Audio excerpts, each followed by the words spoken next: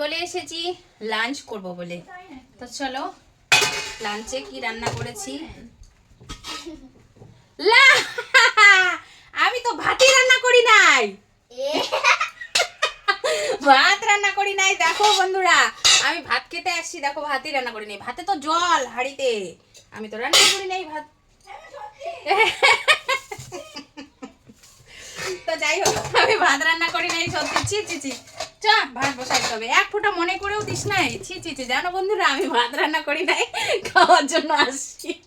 আমরা মামে খাওয়ার জন্য আসি, আমি ভাতই রান্না করি নাই। ভাতের মধ্যে দেখো হাঁড়ির মধ্যে জল দেওয়া, ভাত নেই। আমি রান্না করব বলে হয়তো রাখছিলাম, বাইরে কাজে চলে গেছি, স্নান করে এসে খাবো বলে এখন দেখি ভাতই নেই। তো চলো রান্নাটা করে নেই। আমি তো লাঞ্চ করতে এসেছিলাম, তারপরে তো আমি রান্নাই করিনি। সেই নিয়ে তো ভীষণ হাসাহাসি। তো এখন আমার ভাত বসিয়ে দিয়েছি, আর এখানে আমি পাঁপড় ভেজে নেব, তারপরে লাঞ্চ করব। এরকম আরেকদিনও হয়েছিল অনেক দিন আগে, তখন আমার কোনো বাচ্চা টাচ্চা ছিল না, তখনকার ঘটনা। এরকম করেছিলাম, মাছের ঝোল রান্না করেছিলাম, একা একাই খাবো বলে সব কিছু নিয়ে বসেছি, দেখি ভাত রান্না করিনি। আবারও সেম কেস আজকেও হয়ে গেল। আরেকবার হয়েছিল যে তখন বাসন টাসন খুব কম ছিল, তো একাই ছিলাম তখনও, মানে রান্না করেছিলাম মাছের ঝোল, আর সেই মাছটা আমি টিফিন বাটিতে রেখেছিলাম ঢেকে। তো তারপরে টিফিন বাটিটা মানে ও টিফিন বাটিতে ঢাকার পরে যখন আমি খেতে যাব, ভাত বেড়ে নেওয়ার পরে টিফিন বাটি আর খুলতে পারি না।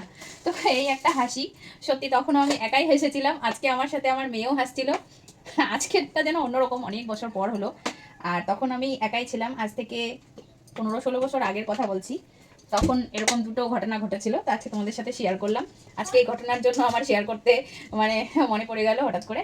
তো আমি একটু পাঁপড়টা ভেজে নেই, আর এদিকে ভাতটা নামিয়ে নেই, তারপরে লাঞ্চে কি খাবো সেটা তোমাদেরকে দেখো। আমি গরম ভাত বেড়ে দিলাম, ভাত নামিয়ে ভাত কিন্তু আমি থালায় দিয়েও দিলাম।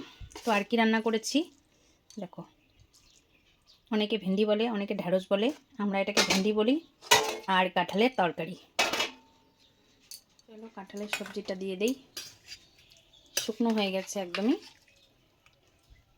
তো আজকে আমার জামাইবাবুকে বলবো, জামাইবাবু কালকে বলছিল তোমার কি সবজি শেষ হয়ে গেছিলো, থালার একটা আওয়াজ শোনা যাচ্ছিল, আমি থালায় করে তরকারিটা রেখেছিলাম। দেখো লক্ষ্মীর ঘরে কখনো কম হয় না, দেখতে পেয়েছো কতটা সবজি আছে, এখনও আমি অনেক মানুষকে খেতে দিতে পারবো। তো এই হলো আজকের লাঞ্চের মেনু। আর একটা জিনিস রয়েছে, এই দেখো, সেটা হলো পাঁপড়। এই পাঁপড়টা খেতে কিন্তু ভীষণ ভালো লাগে, মানে শেষ হয়ে গেছে, এটুকুই আছে। তো চলো লাঞ্চ করতে বসে পড়েছি।